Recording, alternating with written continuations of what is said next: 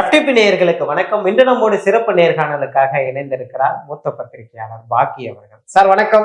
வணக்கம் சதீஷ். சார், அதிமுக பாஜக கூட்டணி ஓரளவுக்கு இறுதி வடிவம் பெற்றதை நம்மால பார்க்க முடியுது.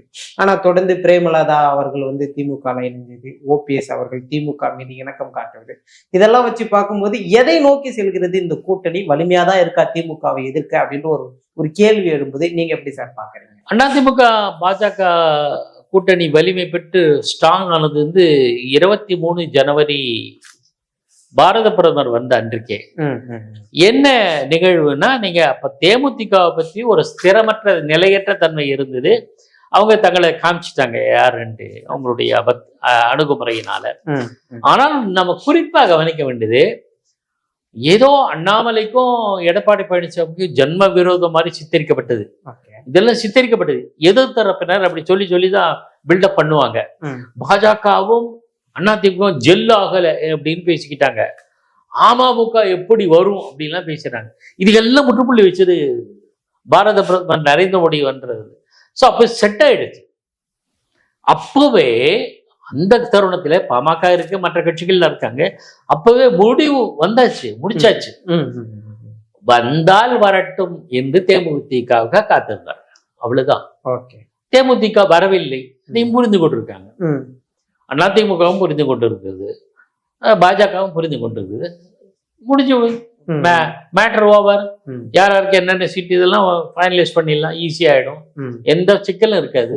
என்னை பொறுத்தவரை, நான் பார்த்தவரை ரெண்டு பேரோட கூர்ந்து கவனிச்சு நெருங்கி அப்சர்வ் பண்ண விஷயங்கள் தான் அது.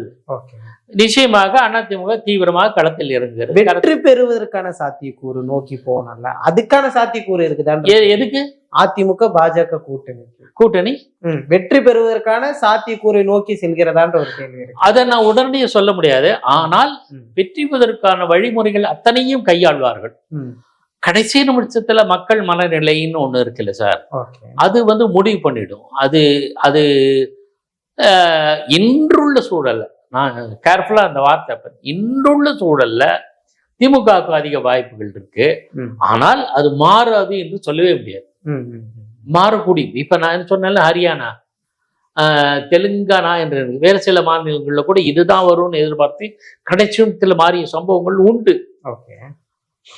அது மாதிரி எதுன்னு நிகழலாம். ஆனால் ஒன்று மட்டும் நிச்சயம், திமுக கூட்டணிக்கு கடுமையான பலமான எதிர்ப்பை அதிமுக தலைமையிலான கூட்டணி செய்யும்.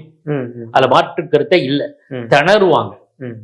அதை எடப்பாடி பழனிசாமி செய்வார், நான் நம்புறேன். எனக்கு தெரிஞ்ச தகவல்களை வச்சு சொல்றேன். நான் இந்த மறுபடியும் ரீடேட் பண்ண எனக்கு தெரிந்த தகவல்களின் அடிப்படையில் பேசுகிறேன். திமுக கூட்டணி ஓரளவுக்கு உறுதி செஞ்சு பல மேடைகள்ல ஒன்னா தோன்றாங்க. அவங்களுடைய சீட்டு பேரம் பேச்சுவார்த்தை முதல் கொண்டு போகுது. ஆனா அதிமுக பாஜக கூட்டணியில இன்னைக்கு வரைக்கும் அந்த சீட்டு எவ்வளவு உறுதி செய்யப்படாத ஒரு நிலைமை இருக்கிறத சார். திமுக கூட்டணியில் இடங்கள் இன்னும் உறுதி செய்யப்படல சார். இன்னும் பல பேருக்கு என்ன காங்கிரஸுக்கும் திமுக செட் ஆயிடுச்சா? இல்ல, திமுக விட்டு காங்கிரஸ் போகாது, ரிஸ்க் எடுக்காது. ஏன்னா தாவேகா நம்பகத்தன்மை உள்ள கட்சியா இன்னும் வரல, எல்லாம் போகாது. ஆனா இடங்கள்லாம் இவ்வளவு சொல்ல முடியுமா? திமுகவிலே வேட்பாளர்கள் இது வாங்கிறது, நேர்காணல்லாம் இன்னும் நடக்கலையே. அதிமுக ஆல்மோஸ்ட் ஆயிடுச்சே. அதனால இதுல உறுதி சீட்டுங்கிறது தேர்தல் தேதி வரட்டும், ஒரு நாட்கள்ல ஃபைனலைஸ் ஆயிடும். இப்பவே ப்ரிப்பேர் பண்ணியிருப்பாங்க, தயார் நிலையில தான் இருந்திருப்பாங்க. தேர்தல் தேதி வந்தோடனே அதுக்கு முனைப்புகள் தெரியும். திமுக பக்கமும் வரும், அதுல ஒன்றும் மாற்று கிடையாது. ஆனா நீங்க அதிமுக மட்டும் பக்கம்தான் எதுவுமே இல்லைங்கிற மாதிரி பேச முடியாது. திமுக பக்கமும் என்ன சீட்டு ரெடி, யார் எத்தனை சீட்டுன்னு சொல்ல முடியுமா? பாமகக்கு சீட் கொடுப்பாங்களா இல்லையா? விசிகே கூட கேட்கறாங்க, கொடுப்பாங்களா இல்லையா? அதெல்லாம் இருக்குல்ல, எது பக்கமும் இல்ல. யூகத்தின் அடிப்படையில் நிறைய பேசலாம். 2024 இருந்த அந்த என்டிஏவை அதிமுகவோடு இணைக்கிறார்கள். டிடிவி இருக்கிறாரு, ஓபிஎஸ் வெளியே இருக்கிறாரு, பாமகவுல ராமதாஸ் வெளியே இருக்கிறாரு. இது முழுமையா அந்த ஓட் கன்வர்ஷனை அதிமுகவுக்கு சேர்க்குமா, இல்ல ஏதேனும் இடையூறு இருக்குமா? ஓட் கன்வர்ஷன் இது அடிப்படையில மட்டும் கிடையாது. எந்த ஆட்சி மீதான அதிருப்திங்கிற ஒரு ஃபேக்டர் இருக்கு. அதன் அடிப்படையிலும் ஓட் கன்வர்ஷன், வாக்குகள் இடமாறுதல்ல அது அமையும். இப்ப அது வாக்குகள் இடம் மாறுவதன் அடிப்படையில் மட்டும்தான் வெற்றின்னு சொல்ல முடியாது. மக்கள் நீதி மையம் தனித்து போட்டியிட்ட போது கணிசமாக வாக்குகளை பெற்றது. அதே மக்கள் நீதி மையம் கமல்ஹாசன் கட்சி திமுக அணியில் இடம் பெற்ற போது எவ்வளவு வாக்குகள் பெற்றது? ஸோ ஓட் கன்வென்ஷன் எங்க போச்சு? இல்ல, அதுதான் சொல்ல முடியாது. அது ஒரு ஃபேக்டர்ஸ், 10 ஃபேக்டர்ஸ்ல அது ஒன்று, அவ்வளவுதான். ஆக அது ஒன்று, ஆட்சியாளருக்கு எதிரான அவர் அதிருப்தி ஒன்று, கூட்டணி கட்சிகளின் பலம் ஒன்று, பிரச்சாரம் ஒரு யுக்தி, அது பற்றிய பிரச்சனை இது இருக்கு. எல்லாம் ஃபேக்டர்ஸும் சேர்ந்துதான் ஒரு கட்சியினுடைய கூட்டணியுடைய வெற்றி தோல்விகளை நிர்ணயிக்கும். அதான் பொறுத்திருந்து பார்க்க வேண்டும் நினைக்கிறேன். எடப்பாடி அவர்கள் தேமுதிகவிற்கு அதிகம் ஆர்வம் காட்டாததுக்கு பாமகவுடைய முக்கியத்துவம் தான். பாமக இருக்கிறதே நம்ம வெற்றியை தீர்மானிச்சிடலாம் அப்படின்னு சொல்லப்பட்டது. அதுதான் நிதர்சனமா களத்துல இருக்காது. தேமுதிகவுடைய பர்சன்டேஜ் குறைஞ்சு போச்சு, அது ஒரு காரணம் இல்ல. இதே அதிமுக இதே தேமுதிகவை கூட்டணி சேர்த்து மீண்டும் ஆட்சிக்கு வந்தது 2011. அப்போது தேமுதிகவுடைய வாக்கு சதவீதம் 8%. இப்போது தேமுதிகவுடைய வாக்கு சதவீதம் 0.43, 0.43. ஆக இவங்க வந்தான்னு வராட்டாங்க, அவ்வளவுதான். எது பயன் தரும்னு ஒண்ணு இருக்குல்ல. அப்போது விஜயகாந்த் இருந்தார், நமக்கு பயன்பட்டது. அவரோடு அதிமுக கூட்டணி அமைத்து செல்வி ஜெயலலிதா மீண்டும் ஆட்சிக்கு வந்தார். விஜயகாந்த் அவர்களே எதிர்கட்சி தலைவராக வந்தார். அந்த கட்சிக்கு 28 இடங்கள் கிடைச்சு, 28, 29 கணிசமான இடங்கள் கிடைச்சது. அது மாதிரியான நிலை இன்றைக்கு உண்டானா யாருன்னு சொல்ல முடியும்? இல்ல. அதனால வந்தா வரட்டும், வராட்ட போட்டோம், அவ்வளவுதான். ராமதாஸ் அவர்கள் தொடர்ந்து சட்ட போராட்டத்தை நடத்திட்டு இருக்கிறாரு. என்னவா போய் முடிய போகுதுன்ற ஒரு கேள்வி இருக்கும்போது இது தொடர்ந்து தேசிய ஜனநாயக கூட்டணியை தான் வலுவிழக்க வைக்கும் அப்படி இல்லை. ஒண்ணு இல்லை, தேசிய ஜனநாயக கூட்டணியை வலுவிழக்க வைக்கும்னா ஒரு சில கணிசமான வாக்குகள் கிடைக்காம போகுமே தவிர அப்படியே பலத்தை இழக்கிற மாதிரியும் இல்ல. எல்லாருமே இப்ப புரிதலோடு இருக்காங்க. பாஜக, அதிமுக, அமமுக, அன்புமணி தலைமையிலான பாமக, மற்ற கட்சிகள் புரிதலோடு இருக்காங்கல்ல. அண்டர்ஸ்டாண்டிங், 100% அண்டர்ஸ்டாண்டிங் இருக்காங்கல்ல. இப்ப அன்புமணி எனக்கு இவ்வளவு சீட் வேணும், கூடுதல் சீட்டு ஏதா பேசுறாரா? இல்ல பிஜேபி அப்படி பேசுறாங்களா? அதிக இடங்கள்ல பேசுறாங்க. நாங்க ஆட்சியில் பங்கு எல்லாம் பேசுறாங்களா? இல்லையே.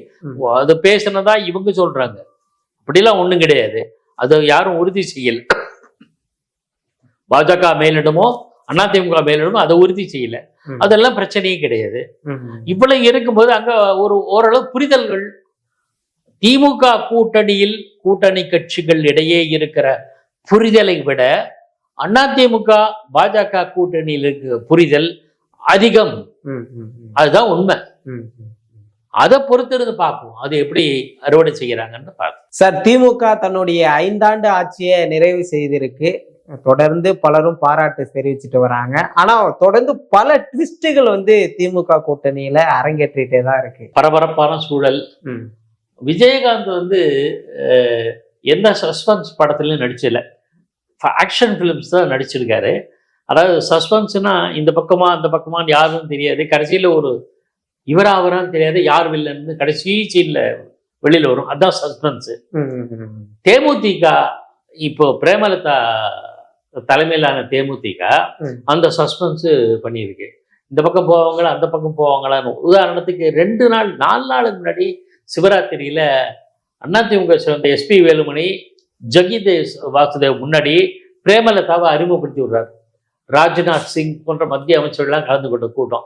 அப்படி இருக்கும்போது எல்லாரும் முடிவுக்கு வந்துட்டாங்க, எழுதிட்டாங்க. பாஜக அதிமுக கூட்டணியில் தேமுதிக இடம் பெறுது. அதுக்கு நிறைய காரணங்களை சொல்லிட்டாங்க. எனக்கு தெரிஞ்ச ஒருத்தர் சொன்னாரு, தேமுதிகவுக்கு ராஜ்யசபா தமிழ்நாட்டுல கிடைக்காட்டா கூட மத்தியில எங்கேயாவது பிற மாநிலம் கூட கொடுத்துருவாங்க, வேற பிஜேபி அப்படிலாம் சொன்னாங்க. பிஜேபி முயற்சி பண்ணிச்சு, பிஜேபி தான் அதுல ரொம்ப தீவிரமா இருந்ததுன்னு சொன்னாங்க. அதே மாதிரி நேர்காணல், இன்டர்வியூ, பிரஸ் மீட்லாம் அண்ணன் எடப்பாடியார்னு புகழ்ந்து பேசியிருக்காங்க, பாஜகவை புகழ்ந்து பேசியிருக்காங்க. இப்படி எப்படி இந்த பக்கமா அந்த பக்கமா இந்த மாதிரி பேசிட்டு கடைசியில் திமுக சேர்த்துருக்காங்க. ஓகே, சஸ்பென்ஸு தனகேட போச்சு. ஆனா ஓபிஎஸ், ஓ பன்னீர்செல்வத்துக்கு சஸ்பென்ஸே இல்லை. அதிமுக ஓ பன்னீர்செல்வம், மனோஜ் பாண்டியன் போன்றவர்கள் நீக்கப்பட்டார்கள். நீக்கப்பட்டு தனியா குரூப்பா இருந்தாங்க. இப்போ மனோஜ் பாண்டியன் சேர்ந்தார், வைத்தியலிங்கம் சேர்ந்தார், மருது அழகராஜ் சேர்ந்தார், இப்போ ஓபிஎஸ் பார்த்திருக்காரு. விரைவில் ஓரிரு நாட்கள் அங்கே போவார். இப்போ சட்டப்பேரவையில் இன்று கடைசி நாள். இன்னைக்கு ஆன்னு அவருடைய ஆதரவாளர் ஓபிஎஸ் ஆதரவாளர் புகழ்ந்து பேசியிருக்காரு. ஸோ விரைவில் அவர் அங்கே சேருவதற்கான சாத்தியம். ஒன்று எதிர்பார்த்தது, ஒன்று எதிர்பாராம, ரெண்டுமே. இதுல என் பார்வை என்னன்னா, ஏன் திமுக இவங்களெல்லாம் இழுத்துக்குது அப்படின்னா, அவங்களுக்கு தங்கள் வெற்றி மீது ஒரு தயக்கம் இருப்பதாகத்தான் அர்த்தம். செல்வி ஜெயலலிதா அம்மையா இருந்தபோது அவங்களுக்கு அவங்களோட பெரிய ப்ளஸ் பாயிண்ட் தன் மேல நம்பிக்கை, அசாத்தியமான நம்பிக்கை. அதனால்தான் பிஜேபியை வந்து லேடியா மோடியானாங்க. பல கட்சிகள் வெளியில போச்சு. வெளியில நாங்களே அத்தனை தொகுதிகளும் போட்டியிட்டு வெல்லுவோம். 2016 அப்படி இருந்தாங்கல்ல, 2011 அப்படி இருந்தாங்க. அவங்களுக்கு அந்த கான்ஃபிடன்ஸ் இருந்தனால யாரையும் தயவுக்கு வாங்க வாங்க வாங்கன்னு கூட்டணி சேர்த்துட்டே கிடையாது. 1991 அவங்க சந்திச்சு மகத்தான வெற்றி பெற்ற தேர்தல் கூட்டணியிலிருந்து, நான் சொல்றது கூட்டணி, 89 பெரிய அளவுக்கு கூட்டணி இல்லை. இருந்தாலும் 27 இடங்கள் எதிர்கட்சி தலைவராக வந்தாங்க, அப்புறம் மாறிச்சு. ஆகையினால் அவங்களுக்கு இருந்த தன்னம்பிக்கை திமுக இல்லைன்னு அர்த்தம். எப்போ நான் எல்லாரும் யார் வந்தாலும் சேர்ந்துக்கணும்னா ஓட்டுகள் சிதறக்கூடாது, குறையக்கூடாது. ஒரு தொகுதியில வெற்றி வாய்ப்பை 300-400 வாக்குகள் கூட மாற்றிய சம்பவங்கள் உண்டு. இப்ப தேமுதிக சேர்த்துக்கிட்டாங்கன்னா தேமுதிகக்கு ஒரு ஆவரேஜா ஒரு 3000-5000 டிஃபரன்ஸ் வாக்குகள் வரதுக்கு சாத்தியம் இருக்கு. ஸோ அதெல்லாம் மிஸ் பண்ணக்கூடாது அப்படின்னு தேமுதிக உள்ள சேர்த்துட்டாங்க.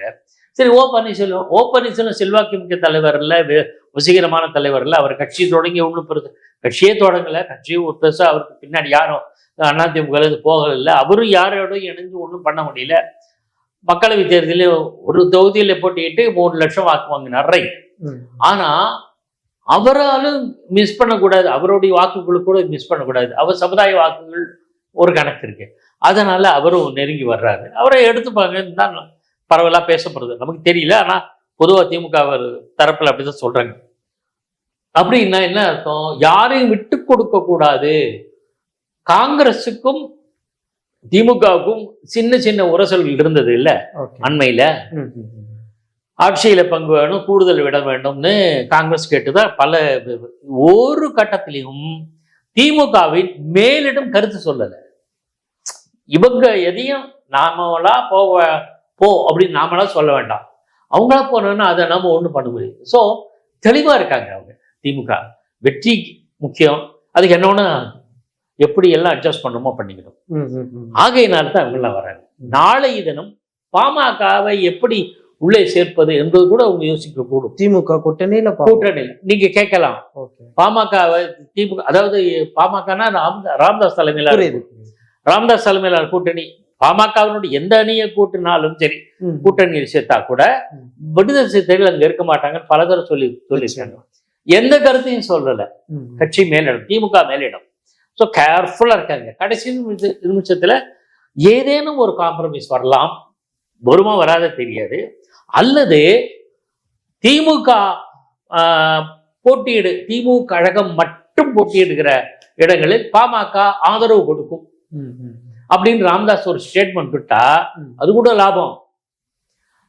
கூட்டணியில பாமக ராமதாஸை சேர்த்துக்கல, ஆகையினால பிசிகே வெளியில போகாது. புரிஞ்சுதா?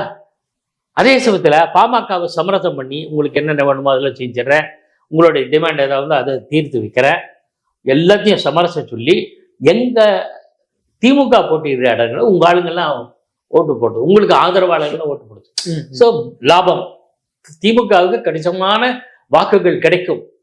இந்த ஒரு ஸ்ட்ராட்டஜி கூட திமுக உருவாக்கலாம் எனக்கு என்று நான் அறிகிறேன். ஸோ இந்த அளவுக்கு டாக்டிக்ஸ் வச்சு அந்த கிரிக்கெட்ல உங்களுக்கு தெரியுமா, வெற்றி பெறணும்னா ஒரு சின்ன பந்தை கூட ஓட மாட்டான். சாதாரணமா போறது அப்படி தட்டி விட்டு ஒரு ரன் ஓடும். ஸோ ஒரு ரன் ஆடுது கூட சேருது, ஒரு ரன் ஆட் ஆகுது இல்லையா? அந்த ஒரு ரன்னு கூட விடக்கூடாது அப்படின்னு ஓடுவோம். அது வெற்றி வாய்ப்புக்கு கொஞ்சம் கொஞ்சமா பலன் தரும். இந்த கணக்கில் திமுக செயல்படுகிறது. ஆகையினால நீங்க எல்லா கட்சிகளும் அரவணைச்சுக்கணும். இதே ஸ்ட்ராட்டஜி பிஜேபிக்கு இருக்கு, நாம் மறுக்கல. ஆனா பிஜேபியினுடைய நிலை என்பது தமிழ்நாட்டில் இருக்கிற நிலை வேறு, திமுகவினுடைய நிலை வேறு. இவர்கள் ஆட்சியை தக்க வைத்துக் கொள்ள வேண்டிய நிர்பந்தத்தில் இருக்காங்க. அதுக்குதான் இவ்வளோ நலத்திட்டங்களை அறிவிக்கிறாங்க, இவ்வளோ அரசியல் நிகழ்வுகள் இருக்காங்க. கட்சி மேலிடத்தை பாருங்க. கட்சி மேலிடம்னா திமுகவினோட தலைவர் மு.க. ஸ்டாலின், திமுகவினுடைய தமிழக முதலமைச்சர் என்பவர் மட்டும் இல்ல, மு.க. ஸ்டாலின் அவர்கள் தெளிவா எந்த விதமான குழப்பம் இல்லாத பேச்சுகளை பேசுறாரு. வெற்றி ஒன்றுதான். ஏன் அப்படின்னா பலவீனமும் தன்னம்பிக்கையோட இருக்கணும், எதோ பத்தி கவலைப்பட மாட்டாங்க. ஸோ எதையும் விட்டு கொடுக்கூடாது, அந்த அணுகுமுறையை தானே தவிர பெருசா ஒன்று கொள்கை கூட்டணி லட்சிய கூட்டணி இது மேடைக்கு பேசலாம், அதெல்லாம் ஒண்ணும் கிடையாது. வருகின்றவர்கள் அனைவரையும் அணைத்துக் கொள்வது, சேர்த்து கொள்வது எந்த இடத்துல சார் பலத்தை கொடுக்கும்னு நீங்க நினைக்கிறீங்க? அதுவே அந்த கட்சிக்கு அந்த கூட்டணிக்கு எண்ணிக்கை தான். எனக்கு எண்ணிக்கை வேணும், அவ்வளவுதான். உட்கட்சியில எதுவும் பூசல் வந்துடாதா? இல்ல அதை சமாளிச்சிருவாங்க. ஏன்னா வெற்றின்னு ஒண்ணு இருக்குல்ல, இது வந்தாதான் வெற்றி. இப்போ சாதாரண பந்து போடுறான், அப்படி தட்டி விட்டான்னா ஏன் இதெல்லாம் போய் அடிச்சுட்டு ஓடுறிய அப்படின்னு சொல்ல மாட்டாங்க. தேவை அப்படி தட்டி விட்டு உடனே ரன் ஓடிடுவாங்கன்னு வச்சுக்கோங்களேன். அந்த மாதிரியான நிலைமையில திமுக இருக்கிறது. இது மிஸ் பண்ணக்கூடாது. அப்ப அதை சொல்லி கட்சிக்காரங்களை சமாதானப்படுத்தும். தேமுதிக வருகை குறிப்பா எந்த இடத்துல திமுகவை வலிமைப்படுத்துதுன்னு நீங்க பாக்குறீங்க? அதான் வாக்குகள் ஏதேனும் அவர்களுக்கு பாதிப்பை ஏற்படுத்தும் சூழல் வந்தா, ஏன் நான் இந்த திரும்ப சொல்றேன்னா, நாளைய மறுநாள் அதிமுக பொதுச் செயலாளர் எடப்பாடி பழனிசாமி தீவிரமாக இறங்குகிறார். தீவிரமாக களத்தில் இறங்குறார். இப்போ நாளைக்கு மறுநாள். அப்போ அவர் என்னென்ன வியூகங்களை வகுக்கிறார், என்னென்ன திட்டங்களை வச்சிருக்கார், என்னென்ன அம்புகளை எய்ய போறான்னு யாருக்கும் தெரியாது. ஆனால் அவர் எய்ய போகிற அம்புகள் அனைத்தும் கூர்மையான அம்புகள், குறித்தவராத அம்புகள். நான் மறுக்கலை, ஏன்னா அதெல்லாம் சொல்றேன். கடந்த காலங்களில் அவர் இப்போ இந்த கடந்த காலங்களில் மேற்கொண்ட திட்டங்கள் ஒரு பக்கம் இருக்கு. இப்போ அரசியல் மாற்றங்கள் வந்த பிறகு பிரச்சாரத்தில் இறங்குறாரு. இப்போ இன்னும் தீவிரமா இருப்பார்.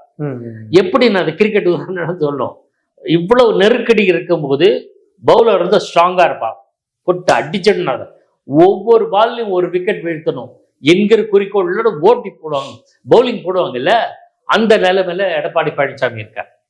ஒரு விஷயத்தை கூட விடக்கூடாது, ஒரு பிரச்சனை கூட விடக்கூடாது, டார்கெட் பண்ணணும்னு கடுமையா உழைக்க போகிறார். 22ஆம் தேதி ஏற்கனவே அவர் ஓராண்டுகளாக கிட்டத்தட்ட கடந்த ஜூலைன்னு நினைக்கிறேன், ஜூலை மாதத்திலிருந்து 100க்கும் கணக்கான தொகுதிகளை கவர் பண்ணார். 150 180 நினைக்கிறேன், 190 நினைக்கிறேன், எனக்கு எக்ஸாக்ட் ஞாபகம் இல்லை. கிட்டத்தட்ட 180 தொகுதிகளில் அவர் சுற்றுப்பயணம், சூறாவளி சுற்றுப்பயணம் பண்ணிட்டார். எல்லா இடத்துலையுமே அவர் எந்த இடத்துலையும் சோட போனதில்லை, இருக்கிறத சொல்லிடுறேன். அப்போ இது வந்து ஃபைனல், இன்னும் 2 ஓவர் தான் இருக்குது, இன்னும் 4 விக்கெட் வீழ்த்தணும். எவ்வளவு கடுமையா போலிங் போடுவது, அந்த லெவல்ல இருக்காரு எடப்பாடி பழனிசாமி. அதை காட்டுவார், அதை செயல்படுத்துகிறார்னு நான் யூகிக்கிறேன். பல்வேறு திட்டங்கள் வச்சிருக்கார், பல்வேறு வியூகங்களை வச்சிருக்கார். 22ஆம் தேதி அவர் தொடங்குவார். So there will be a big fight, tough fight, கடுமையான போட்டி திமுக அதிமுக இடையில் இருக்கும் என்று நான் கருதுகிறேன். தேமுதிகவை கூட்டணிக்கு அழைக்க எந்த ஒரு ஆர்வமும் எடப்பாடி காட்டவில்லை, அதனாலதான் இந்த கூட்டணி வந்து இணக்கமாவலன்னு சொல்றாங்க. அவர் விரும்பலையா இல்ல காட்டலையா? ஆர்வம் காட்டலையா? ஆர்வம் காட்டுனாரா இல்லையான்னு, அவருக்கு ஆர்வம் இருக்கத்தான் செய்யுது, இல்லைன்னு சொல்ல மாட்டேன். தாவேக்காவை கூட உள்ள எடுக்கணும்ன்ற ஆர்வம் காட்டினதெல்லாம் எல்லாருக்கும் தெரியும். ஆனா நம்பகத்தன்மைன்னு ஒண்ணு இருக்குல்ல, ஒரு கட்சியை நம்பினா அது தெளிவு சார். ஸ்ட்ரைட்டா இங்கேயும் பேசிட்டு அங்கேயும் பேசினா எப்படி நம்பகத்தன்மை வளரும்? நாளைக்கு சூழல் மாறிச்சான்னு இந்த பக்கம் போயிடுவாங்க இல்ல. மற்ற கட்சிகள் அப்படி இல்லை, ஒரே நிலைப்பாடு தான் இருக்காங்க. ஒரு திடீர்னு ஒரு ட்விஸ்ட் நடந்தனா, ஒரு மாற்றம் நடந்தாதான் தங்கள் நிலைப்பாட்டை மாற்றுவார்கள். ஆனா அந்த மாதிரி எதுவுமே சூழல் இல்லாம, அந்த சூழல்ல கூட, அத்தகைய நிலைமையில கூட வந்து நம்பகத்தன்மை இல்லாம தேமுதிக செயல்படுகிறது என்கிற ஆதங்கம். என்னங்க, இந்த திமுக கூட்டணியில் சேர்ந்ததுக்கு சில முக்கியமான நிகழ்வுகளை சொல்லணும். ஏற்கனவே நான் சொன்னேன், சிவராத்திரியில எஸ்பி வேலுமணி கொண்டு போய் அறிமுகப்படுத்துறார். அவ்வளவு வந்தவங்க மார்ச் 16 தேர்தல், மாநிலங்களவை தேர்தல் முந்தா நாள் அறிவிச்சாங்கல்ல, அப்போ அவங்க நிலைப்பாட்டை மாத்துறாங்க. தேமுதிக தங்களுடைய நிலைப்பாட்டை மாத்துறாங்க.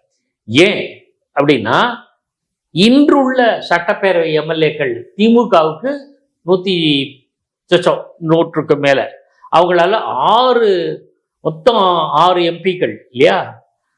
அந்த அதிகமான எம்பிக்களை தேர்ந்தெடுக்க முடியும். இப்போதும் சரி, பின்னாடி சரி. எம்எல்ஏக்கள் அதிகமா யார் பக்கம் இருக்காங்க? திமுக பக்கம். எம்எல்ஏக்கள் குறைவா யார் பக்கம் இருக்காங்க? அதிமுக பக்கம். இன்று எலெக்ஷனுக்கு அப்புறம் எப்படி வேணா மாறலாம், அது நமக்கு தெரியாது. ஆக இப்ப இருக்கிற சூழல், தேர்தல் அறிவிச்சுட்டாங்க, மாநிலங்களவை தேர்தல்.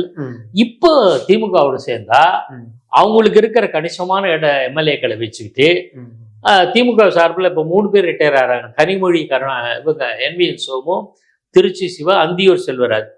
இவங்களோட இடத்துல ஏதாவது ஒரு இடத்துல தேமுதிகவுக்கு நம்ம கேட்டு வாங்கி பெறலாம், ராஜ்யசபை குறிக்கோளில் கேட்டு வாங்கி பெறலாம் என்கிற எண்ணம் திடீரென்று பிப்ரவரி 18ஆம் தேதி அவர்கள் தோண்டி இருக்கக்கூடும். இந்த தேர்தல் அறிவிப்பு, மாநிலங்களவை தேர்தல் அறிவிப்பு இது பண்ண பிறகு. ஸோ சரி, இதுதான் கரெக்ட் தருணம். டக்குனு ஏறிடும். பஸ்ஸு கிளம்புது, இன்னொரு பஸ்ஸு காலியாக இருக்கு, அது எப்போ கிளம்புமோ தெரியாது. இந்த பஸ்ஸு இப்போ கிளம்புது, இப்போ பிடிச்சோம்னா இந்த நேரத்தில் இந்த இடத்துக்கு போனோம், டக்குனு முடிவு எடுத்துறாங்க. அதுதான் இது ஒரு காரணமா இருக்கும். மற்ற சில காரணங்கள்லாம் சொல்றாங்க. அவங்களுக்கு வந்து தேர்தல் செலவையே, தேமுதிக போட்டியிடுகிற இடங்கள்ல தேர்தல் செலவையே திமுக ஏற்கும் என்று பேச்சு அடிபட்டது. அது ஒரு காரணம். செலவு பத்தி பிரச்சனை தேர்தல். மூன்றாவது ஒரு காரணம் நான் பார்க்கிறேன், அதாவது இது திமுகவுக்கு ஒரு ஸ்ட்ராட்டஜி. திமுக ஒரு உத்தியை கையாளுகிறது. கூட்டணி பேச்சுவார்த்தையில உரசல், அதாவது உரசல்னு சொல்ல முடியாது, ஒரு விதமான பிரச்சனை ஓடிட்டு இருக்குல்ல. கூடுதல் இடங்கள் வேணும், ஆட்சியில் இருக்கணும். யார் கேட்கறாங்க? காங்கிரஸ் கேட்டு பல்வேறு டெவலப்மெண்ட் வந்து இல்லை. கேசி வேணுகோபாலை மு.க. ஸ்டாலின் சந்திக்க மறுத்தார். ஆட்சியில் பங்கு திமுக விமர்சனம் பண்ண மாணிக்கம் தாக்கூரே அவர்கள் கண்டிக்கவில்லை. எத்தனையோ பல்வேறு பிரச்சனை. எந்த நேரத்திலும் காங்கிரஸ் திமுக கூட்டணியிலிருந்து வெளியேறினால், நீ வெளியேறினா போ, நான் இன்னும் 2 பேர் வச்சுக்கிறேன் என்று காட்டுவதற்கான ஒரு மெசேஜ். நீ போனா போயா, நான் இவங்களை வச்சுக்கிறேன் என்கிற மனநிலைக்கு வந்துருங்க. அதுல ஒரு லாபம் கூட அவங்களுக்கு. காங்கிரஸ் போச்சுன்னா 25 சீட்டு மிச்சம், 6 சீட்டு தேமுதிக கொடுக்கலாம். நாளைக்கு ஓபிஎஸ் வந்து அவருக்கு ஒரு 3 சீட்டு கொடுக்கலாம். 6 + 9 போக 16 சீட்டு இருக்கு. 16 சீட்டு ஒவ்வொருத்தருக்கும் 2 பிரிச்சு கொடுத்துட்டு நாம கணிசமா போட்டி கட்டலாம். இந்த கணக்கு இருக்கு இல்லையா திமுகவுக்கு. திமுக ஒரு மெசேஜ் அனுப்புது காங்கிரஸ்க்கு, மறைமுக மெசேஜ், நீங்க லேட்டா போங்க அப்படின்ற மாதிரி. ஸோ இந்த மாதிரி ஸ்ட்ராட்டஜிஸ் இவ்வளவு இருக்கிறதுனால திமுக எடுத்துக்கிச்சு. இந்த மாதிரி ஒரு வாய்ப்பு இருந்ததுனால திமுக பக்கம் போயிருக்கு. நிச்சயமா சார், பல்வேறு விஷயங்கள் பேசணும், தொடர்ந்து பேசுவோம் சார். FTV சேனலுக்கு என் நெஞ்சார்ந்த நன்றி.